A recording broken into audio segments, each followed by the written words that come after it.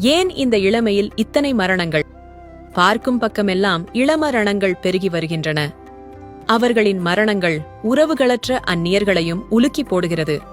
அவர்களை நம்பி வந்த குடும்பங்கள் நிர்கதியாகி வருகின்றனர். குடும்பத் தலைவனின் இறப்புக்குப் பிறகு அந்த குடும்பம் பெரும்பாலும் உறவுகளால் கைவிடப்படுகின்றன. இது விதியல்ல. இன்றைய மனிதனின் அலட்சிய போக்கும் அவன் வாழ்வியல் தவறுகளும் தான் இதற்கு முழுக்க முழுக்க காரணம். மனிதனின் ஆயுள் காலம் இப்படி குறுகிக் கொண்டே போவதற்கான காரணங்கள் பின்வருவனவையே ஆகும்.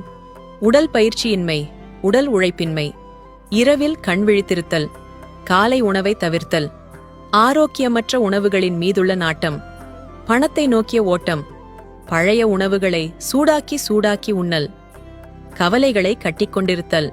வாழ்வில் உணவை முதன்மைப்படுத்துங்கள். உணவை தரமாக்குங்கள். கண்டதையும் கொட்ட நம் உடல் குப்பை தொட்டி அல்ல. உணவை வெறும் ஒப்பேத்தலாக மாற்றாதீர்கள்.